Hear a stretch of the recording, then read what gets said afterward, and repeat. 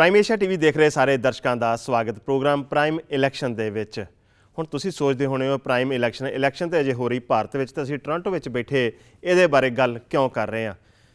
ਤੁਹਾਨੂੰ ਦੱਸ ਦਈਏ ਕਿ ਭਾਰਤੀ ਭਾਈਚਾਰਾ ਦੁਨੀਆ ਵਿੱਚ ਜਿੱਥੇ ਵੀ ਬੈਠਾ, ਸਾਰੇ ਭਾਈਚਾਰੇ ਦਾ ਧਿਆਨ ਇਸ ਵਕਤ ਭਾਰਤ ਵਿੱਚ ਹੋ ਰਹੀਆਂ ਚੋਣਾਂ ਵੱਲ ਲੱਗਾ ਹੋਇਆ। ਭਾਰਤ ਵਿੱਚ 7 ਗੇੜ ਵਿੱਚ ਹੋਣ ਵਾਲੀਆਂ ਚੋਣਾਂ ਦੇ ਵਿੱਚ 4 ਗੇੜ ਮੁਕੰਮਲ ਹੋ ਚੁੱਕੇ ਨੇ, 3 ਗੇੜ ਬਾਕੀ ਨੇ। 19 ਤਰੀਕ ਨੂੰ ਆਖਰੀ ਗੇੜ ਦੀਆਂ ਵੋਟਾਂ ਪੈਣੀਆਂ ਨੇ, ਜਿਹਦੇ ਵਿੱਚ ਪੰਜਾਬ ਵੀ ਸ਼ਾਮਿਲ ਹੈ, ਅਤੇ 23 ਤਰੀਕ ਨੂੰ ਇਹਨਾਂ ਵੋਟਾਂ ਦੇ ਨਤੀਜੇ ਆਉਣੇ ਆ। ਹੁਣ ਇਹਨਾਂ ਵੋਟਾਂ ਦੇ ਵਿੱਚ ਇਸ ਵਾਰ ਵੱਖ ਹੈ ਕਿ ਆਪਾਂ ਦੇਖੀਏ ਕਿ ਮੁੱਦੇ ਬਦਲ ਚੁੱਕੇ ਨੇ। ਉਹ ਮੁੱਦੇ ਜੋ ਆਮ ਲੋਕਾਂ ਨਾਲ ਜੁੜੇ ਹੋਏ ਮੁੱਦੇ ਨੇ, ਉਹਦੀ ਗੱਲ ਹੀ ਨਹੀਂ ਹੋ ਰਹੀ। ਇਹ ਕਿਉਂ ਨਹੀਂ ਹੋ ਰਹੀ? ਕਿਉਂ ਹਰੇਕ ਸਿਆਸੀ ਪਾਰਟੀ ਵੱਲੋਂ ਆਮ ਲੋਕਾਂ ਦਾ ਧਿਆਨ ਦੂਜੇ ਪਾਸੇ ਭਟਕਾ ਦਿੱਤਾ ਗਿਆ? ਇਹਦੇ ਕਾਰਨ ਕੀ ਨੇ ਅਤੇ ਵਿਦੇਸ਼ਾਂ ਵਿੱਚ ਬੈਠਾ ਭਾਈਚਾਰਾ ਇਹਦੇ ਬਾਰੇ ਕੀ ਸੋਚਦਾ? ਅੱਜ ਮੇਰੇ ਨਾਲ ਜਿਹੜੇ ਮਹਿਮਾਨ ਬੈਠੇ ਨੇ, ਇਹ ਪੰਜਾਬੀ ਨਹੀਂ ਜਾਣਦੇ, ਮੈਨੂੰ ਇਹਨਾਂ ਨਾਲ ਹਿੰਦੀ ਵਿੱਚ ਗੱਲ ਕਰਨੀ ਪਏਗੀ ਅਤੇ ਕੋਸ਼ਿਸ਼ ਕਰਾਂਗਾ। ਵੈਸੇ ਤਾਂ ਹਿੰਦੀ ਆਪਾਂ ਸਾਰੇ ਸਮਝ ਹੀ ਲੈਂਦੇ ਹਾਂ, ਪਰ ਫਿਰ ਵੀ ਥੋੜ੍ਹਾ ਬਹੁਤ ਜੇ ਤਰਜਮਾ ਕਰਨ ਦੀ ਲੋੜ ਪਈ ਤਾਂ ਮੈਂ ਉਹ ਕਰ ਦੇਵਾਂਗਾ। ਸਭ ਤੋਂ ਪਹਿਲਾਂ ਮੈਂ ਆਪਣੇ ਮਹਿਮਾਨਾਂ ਦਾ ਤਾਰਫ ਕਰਾ ਦਿਆਂ ਤੁਹਾਡੇ ਨਾਲ। ਮੇਰੇ ਨਾਲ ਬੈਠੇ ਨੇ ਡੌਨ ਪਟੇਲ ਜੀ, ਪਥਿਕ ਸ਼ੁਕਲਾ ਜੀ ਅਤੇ ਪੰਕਜ ਦਵੇ ਜੀ। ਅਸੀਂ ਗੱਲਬਾत ਦੀ शुरुआत करते हैं। इस बार की इलेक्शन बिल्कुल अलग है पिछली इलेक्शंस के, अगर उनसे इसका कंपैरिजन करें तो इस बार मुद्दे ही बिल्कुल बदल गए हैं। आम लोगों की बात कम हो रही है। बड़े मुद्दे वो जो इस वक्त, क्योंकि ये इलेक्शन होती है आम लोगों के लिए, जो जनरल इलेक्शन होती है, आम लोग कहीं गुम हो गए। उसका कारण क्या समझ रहे हैं आप? Thank you, Teja ji. Good morning, Sat Sri Akal, Namaste, Adab to all the viewers. I'm Don Patel. जैसे आपने बताया कि अभी ये आम आदमी के मुद्दे साइड पे हो गए हैं और बड़े बड़े मुद्दे या तो फिर पॉलिटिकल किसी एक व्यक्ति को या किसी एक पार्टी को हराने की या जिताने की कोशिश की जा रही है। Whether we consider as a family dynasty और या मोदी का मिस्टर मोदी का जो अभी काम चल रहा है, उनको नीचे लाने की कोशिश जो चल रही है। इंडिया के इलेक्शन में पता नहीं क्यों, लेकिन पीपल हैज़, पढ़े लिखे बंदे हैं, इतनी सारी पॉपुलेशन है, फिर भी उनको इस तरह से डाइवर्ट करना कितना आसान हो गया है पॉलिटिकल पार्टी के लिए, वो समझना मुश्किल है। यहाँ बैठे कनाडा में हम अच्छी चीज़ देख रहे हैं। चलो अच्छी बात है कि we are in to that good country और वी कैन सी पॉजिटिवली अच्छी चीज़ देख सकते हैं कि इंडिया में ये अच्छा हो रहा है या अच्छा नहीं हो रहा है। हमारा कंट्रोल इतना नहीं है वहाँ पे, लेकिन जनता को अवेयरनेस लाना या फिर वहाँ से कि भी ये पार्टी आपके लिए कुछ कर सकती है या ये लीडर आपके लिए कुछ कर सकता है, वो समझाना या तो फिर उसको इस तरह से ढांचे में डालना बहुत मुश्किल होता जा रहा है।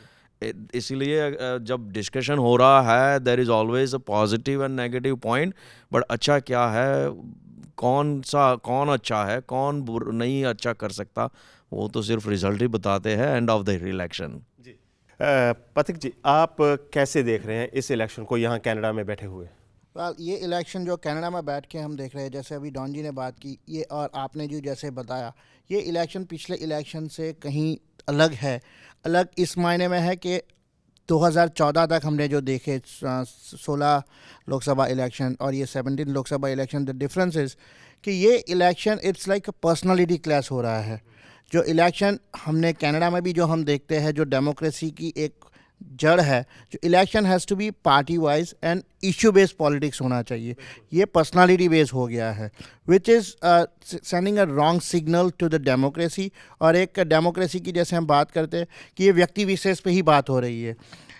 मैं नाम के साथ बताऊं, अगर मोदी जी उनके प्रवचन दे रहे हैं तो पिछले 5 साल में जो कुछ उन्होंने किया उसकी बात करने से वो हट रहे हैं और वो बात कर रहे हैं राहुल गांधी, पप्पू, ये सब। और जैसे और सामने कंस्ट्रक्टिव ऑपोजिशन भी नहीं है, जो बात कर रहा है चौकीदार चोर है, और फिर वो सुप्रीम कोर्ट में जाके उसकी बात हो रही है। तो अननेसेसरी सुप्रीम कोर्ट को भी उनका टाइम बर्बाद हो रहा है। जो election it has to be between political party और द वोटर्स। इंडिया का हमें गर्व लेना चाहिए कि इंडिया में मैक्सिमम इतना बड़ा इलेक्शन हो रहा है, मैक्सिमम वोटर्स है, अराउंड 900 मिलियन वोटर्स जो है, उनकी बात नहीं है। There is an issue of unemployment, there is an issue about illiteracy, poverty हो रही है। सो ये सारे मुद्दे आ ही नहीं रहे हैं। बिल्कुल बिल्कुल, ये चिंता का विषय है हम सभी के लिए कि क्यों वो मुद्दे पीछे रह गए जिनके बारे में बात होनी चाहिए। पंकज दवे, आप कैसे देख रहे हैं इस इलेक्शन को, और क्या सबसे पहले जब ये इलेक्शन अनाउंस हुई उसके बाद जैसे भाषण शुरू हुए तो मन में विचार क्या आया सबसे पहले? नमस्ते टू एवरीवन। आपने बात सही बोली है कि इस चुनाव इन कई मायनों में एक अलग सा चुनाव हो रहा है।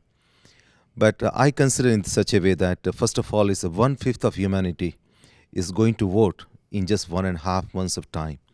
So for a country like India, I think it's a great achievement, and we all need to, actually the democracy values, wherever we are holding that torch, we all should be very much proud of that the country can hold this kind of massive exercise.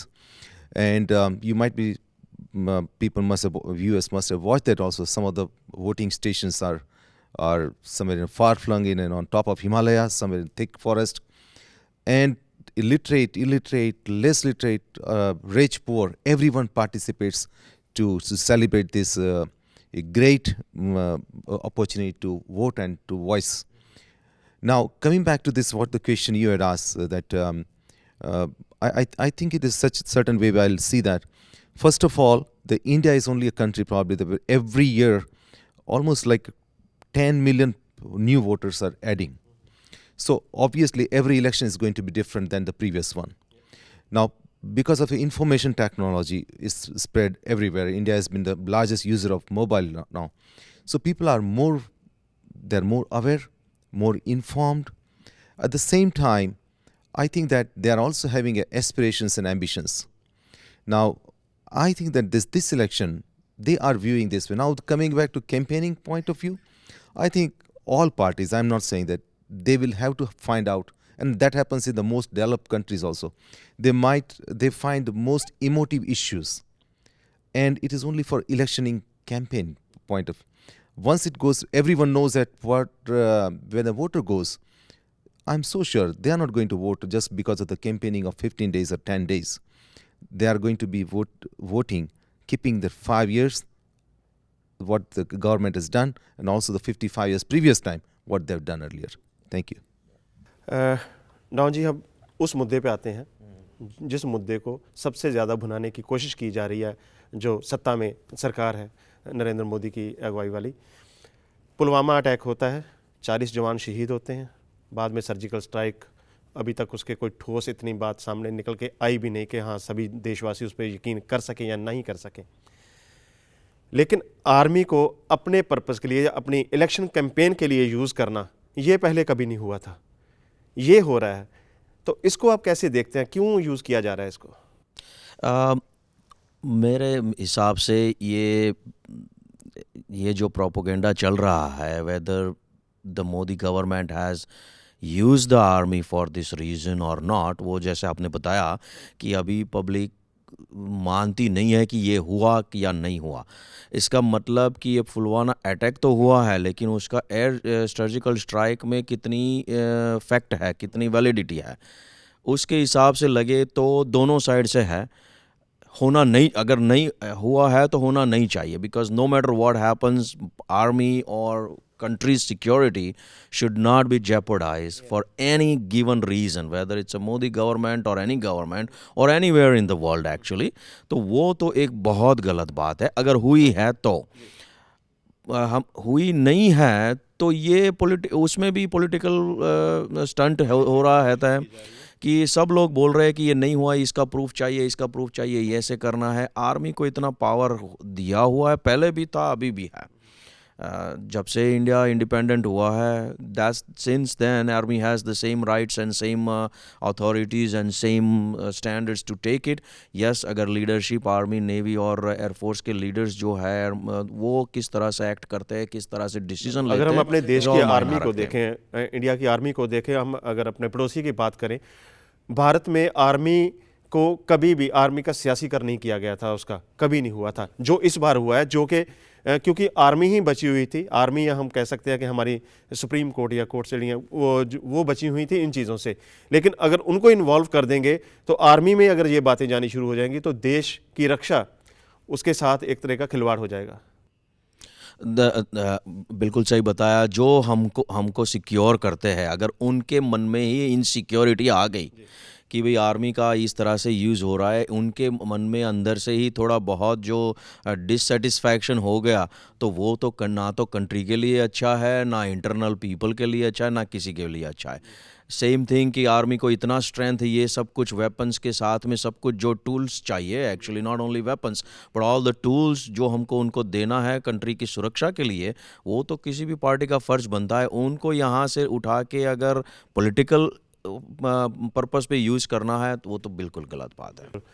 ਹੋਰ ਕੀ ਹੋ ਰਿਹਾ ਇਹਨਾਂ ਚੋਣਾਂ ਦੇ ਵਿੱਚ, ਹੋਰ ਕਿਹੜੇ ਮੁੱਦੇ ਨੇ, ਅਸਲੀ ਮੁੱਦੇ ਜਿਹੜੇ ਕਿਉਂ ਭਟਕ ਗਏ ਨੇ, ਇਹਦੇ ਬਾਰੇ ਗੱਲਬਾਤ ਸਾਡੀ ਜਾਰੀ ਹੈ। ਵੇਲਾ ਹੋ ਗਿਆ ਇੱਕ ਬ੍ਰੇਕ ਦਾ, ਮਿਲਦੇ ਹਾਂ ਬ੍ਰੇਕ ਤੋਂ ਬਾਅਦ।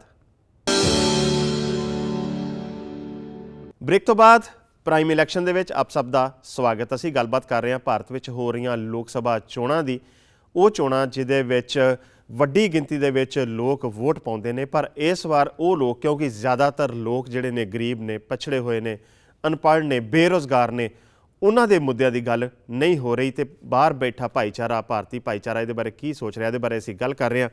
पथिक जी, अब वो मुद्दे लेते हैं जिस पे बात होनी चाहिए थी। ठीक है, मौजूदा हर सरकार के कुछ फ़र्ज़ होते हैं लोगों के प्रति, क्योंकि इसीलिए चुनते हैं लोगों ने। लोगों के बैंक अकाउंट खोल दिए गए लेकिन उसमें पैसे नहीं हैं, लोगों को गैस कनेक्शन दिए गए लेकिन सिलेंडर में गैस नहीं है, दूसरी बार भरवाने के लिए, उसको रिफ़िल करने के लिए वो पैसे नहीं हैं। चलो दे दिए, लेकिन उसके आगे क्या, इसके बारे में बात नहीं हो रही। नहीं, आपकी बात सही है। और जो मैंने पहले बताया था कि ये जो इलेक्शन इशू बेस्ड नहीं हो रहा है, एक दूसरे पे आक्षेप से ही इलेक्शन जीतने की बात हो रही है, which is really very sad for a democracy. और जो आप बोल रहे मुद्दे से हटने की बात, ये जो 5 साल की गवर्नमेंट रही, उन्होंने कहीं अच्छे काम किए हैं, पर वो कुछ ना कुछ हिसाब से they are not able to project it, और फिर जो किए हैं नहीं किए हैं उसके वादे आ रहे हैं कि हम अगली बार आएंगे तो ये करेंगे, but that is not the point. आपने और ये इलेक्शन जो 5 साल की बात करनी है, वो छोड़ के पिछले 70 ईयर्स की बात करें कि उन्होंने ये नहीं किया, वो नहीं किया। आई वुड फील, और एज ए हम सब यहाँ बैठ के जो हिसाब से हम देख रहे हैं, it has to be a mature politics. Now the time is for the mature politics, क्योंकि ये चुनाव और आने वाले कहीं चुनाव, it's going to be more centric towards the youth. ऐसा लग रहा था कि youth is going to be going ahead and voting massively, जो अनफॉर्चुनेटली पिछले 4 फेज़ में नहीं हुआ है, which is a point of concern कि अगर youth is not getting involve, we will not have a better tomorrow. जो इंडिया वर्ल्ड इकोनॉमी के हाई स्टैंडर्ड्स पे बढ़ रहा है, इंडिया का जीडीपी जो है which is highest in major economy, तो वो सब बात यूथ को अट्रैक्ट करने की बात पॉलिटिकल पार्टीज उससे दूर जा रही है, which is really a sad thing. होता ये है कि पेपर पे क्या है वो अलग बात है, प्रैक्टिकली क्या है वो देखना पड़ता है, क्योंकि यूथ तो वो देखेगा ना उसको रोज़गार मिल रहा है कि नहीं, जॉब्स मिल रही हैं, छोटे रोज़गार बंद हो रहे हैं। जो पिछले इन्होंने बड़े कदम उठाए, नोटबंदी का ले लीजिए, वो एक बड़ा मसला था। उसके बाद जो छोटे कारोबार काफ़ी बंद हो चुके हैं, लोग भाग रहे हैं दूसरे देशों की तरफ। भाई लोग ये सोच रहे हैं कि अपने बच्चों को भेज दो, बस निकाल दो यहाँ से। ये मतलब कि ये बहुत कंसर्न वाली बात है, जो ब्रेन ड्रेन हो रहा है। आप देखो कि विश्व में कहीं सॉफ्टवेयर के नाम, अगर जहाँ पे भी सॉफ्टवेयर कंपनी है जो विश्व की पहली 5, उसमें जो काम करने वाले हैं या टॉप मैनेजमेंट है, they are all Indians. But unfortunately वो कंपनी का अगर आप नीचे देखोगे, that has been registered in USA, UK और इन कैनेडा। तो now the government has to think कि ये कंपनी, क्योंकि India has IITs, India has IIMs which are the best institute in the world, तो उसका जो उसके स्टूडेंट्स हैं उनको इंडिया में रहने के लिए कोई ना कोई इंसेंटिव्स होना चाहिए, और वो इंडिया में इन्वेस्ट करे। ये पिछली जो गवर्नमेंट है NDA की, उन्होंने प्रयास चालू किए हैं।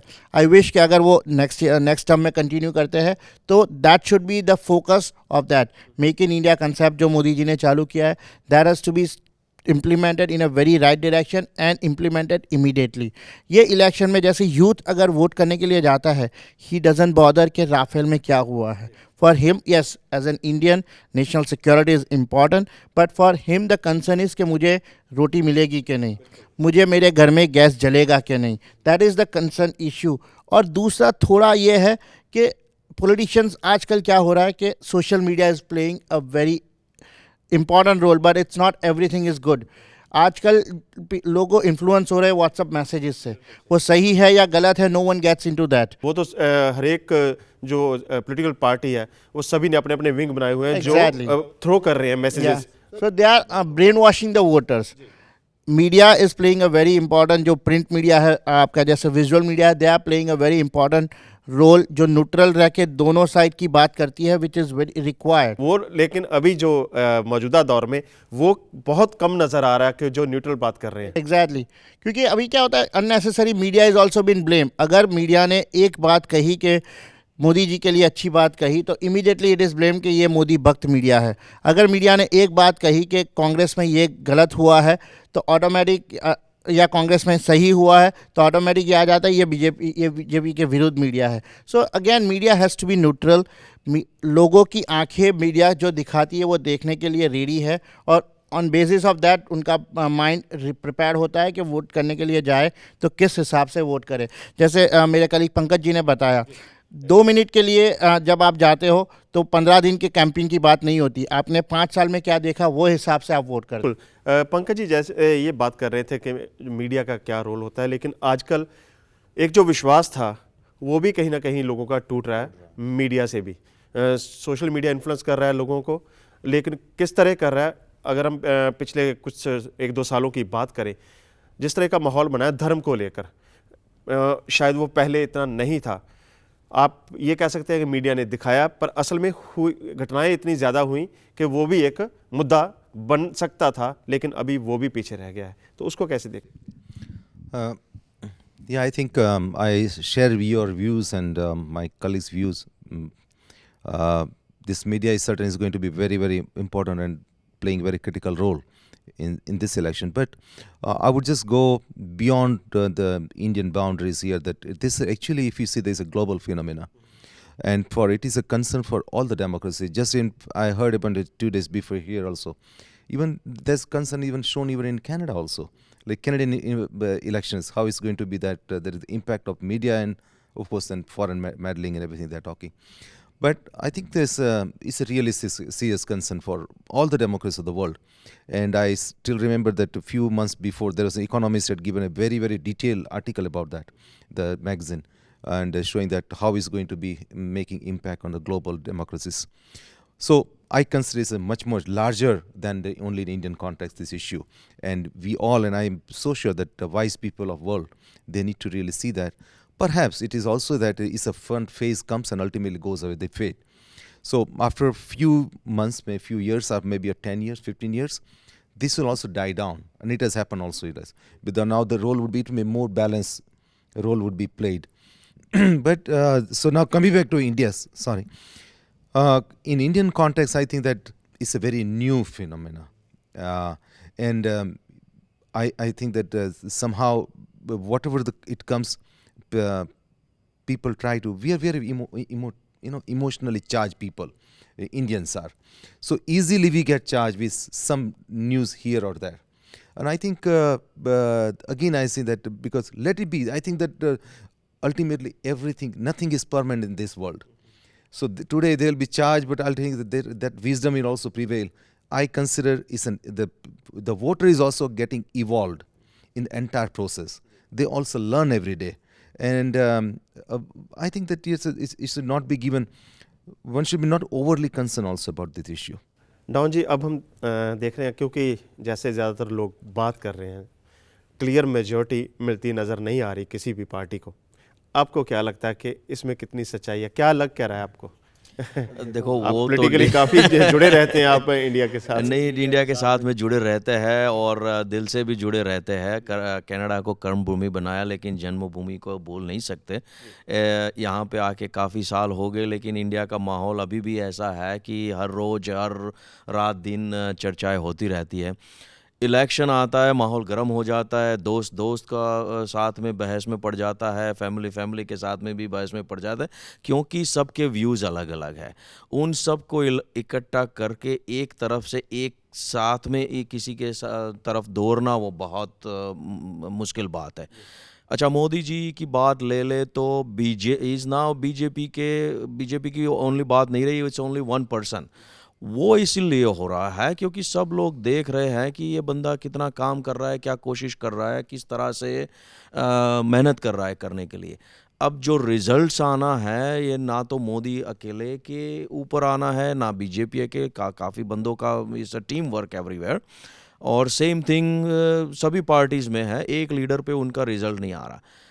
ये सही है कि ओनली 65-70% का ही वोटिंग हो रहा है, 60-70% से नीचे वोटिंग हो रहा है। It's not a huge turn around Indian democracy के हिसाब से। लेकिन इलेक्शन इंडिया ने ये भी कोशिश की है कि कोई भी बंदा 2 किलोमीटर से आगे जाना है तो उसके लिए वोटिंग करने की व्यवस्था करे। तो they have tried everything and anything. अगर पब्लिक को इतना ईगरनेस है, इतना खुद का वो क्या बोलते हैं उत्साह है, तो वो जाएंगे वोट के लिए। बात रही मेजॉरिटी की, तो वो तो अभी ये टाइम पे तो इतना गठबंधन लग रहा है कि सभी पार्टीज एक आदमी को नीचे गिराने की बात कर रही है। जैसे आपने बताया कि रेगुलर मुद्दे और जो टॉपिक जिसके हिसाब से इलेक्शन होता है वो अब नहीं रहा, अब सिर्फ आदमी का या फिर पार्टी के हिसाब से चल रहा है।